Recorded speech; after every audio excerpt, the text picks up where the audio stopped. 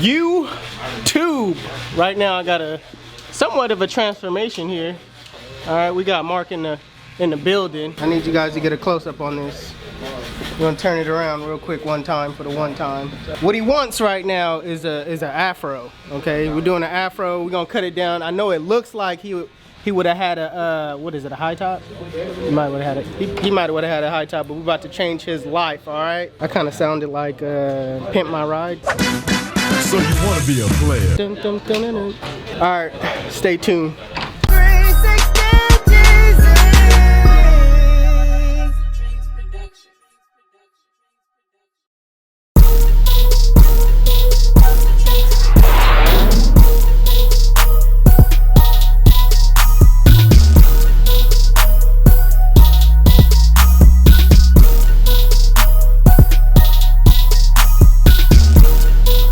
So before you start cutting, you want to always make sure that you pick, comb, or brush the hair out before you actually start cutting.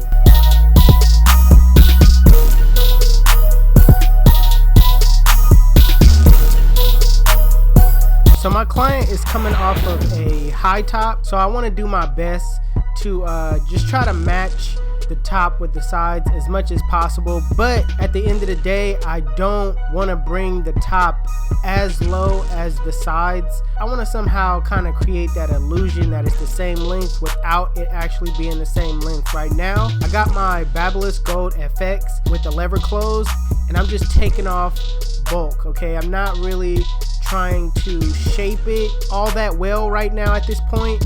I'm just trying to, you know, knock off bulk.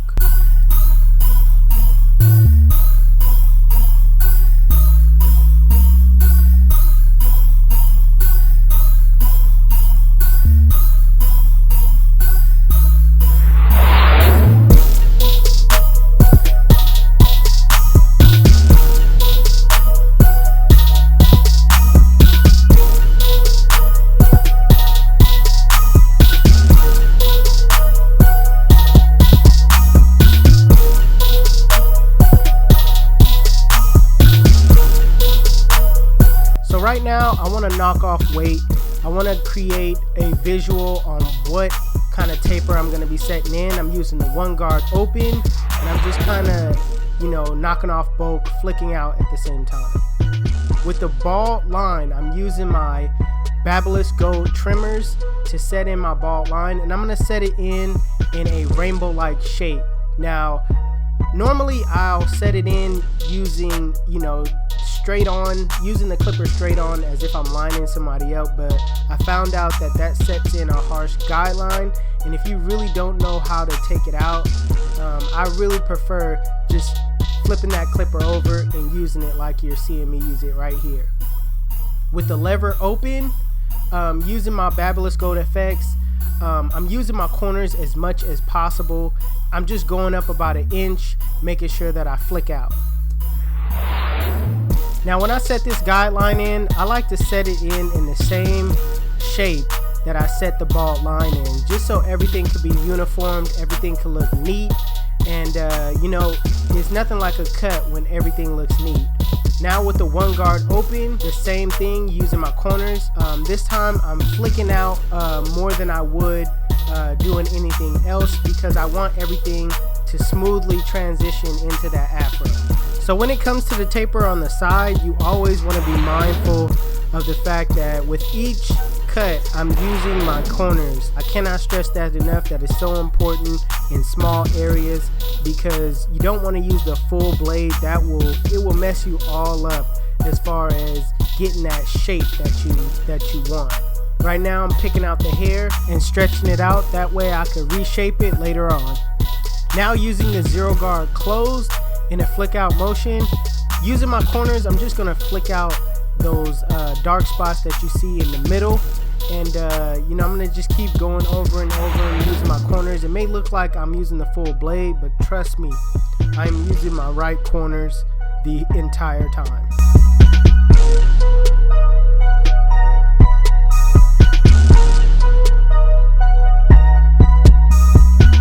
Now with the lever closed in a flick out motion, using my corners, I'm just going to flick out that bottom line.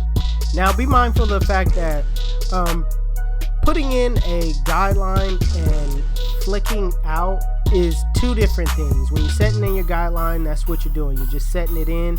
The wrist motion is totally different than a flick out motion. So just keep that in mind when you're flicking out. Really be quick with it.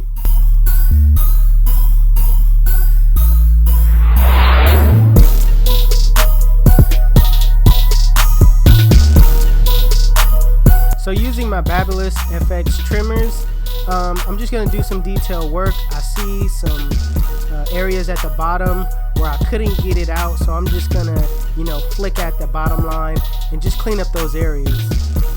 So usually on an Afro, I don't go and put on my number 2 guard. I usually stop with a number 1 and flick out and just kind of pick everything out and then shape it to my liking.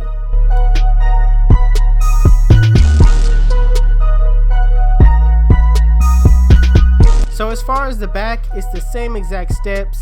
As you can see, I got my 1 guard open and I'm just clearing out the bulk. Then I just go back with my ball line.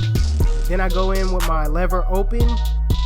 Then I go in with the 1 guard open, drop back down to the 0 guard close, then finish it off with the lever close. Now the reason I didn't do a full-on detailed shape in the beginning is because I want to shape the taper to the Afro, not shape the Afro to the taper. You know what I mean? If that makes any sense.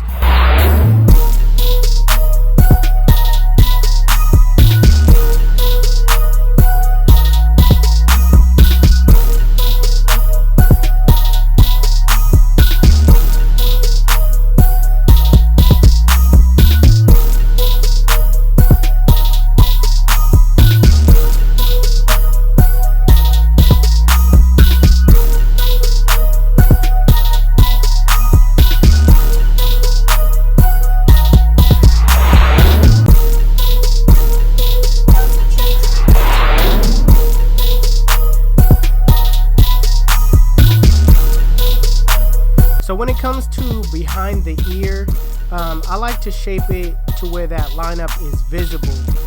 So I like to dig in a little bit and kind of, scoop out and just go with the shape of the Afro.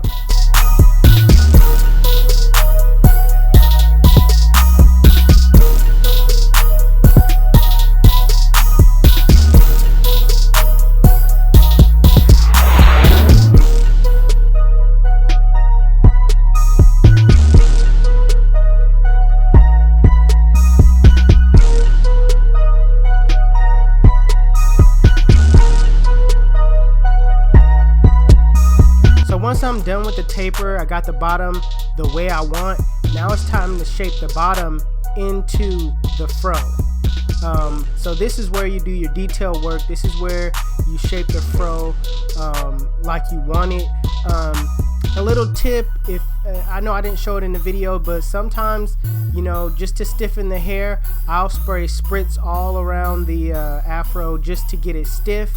That way, when you cut it, it'll just come flying off. So make sure, that for all my beginners out there, if the hair keeps moving or if the hair is, not as coarse as you want it, that you can always use spritz to harden it.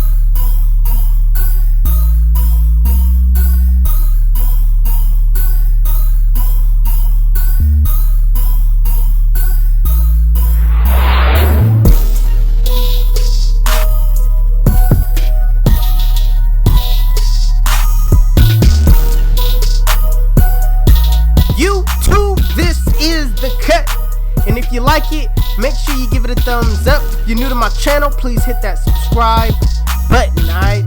If you like the beat, make sure you go over to HustleDreamProduction. His YouTube channel will be in the links in the description below.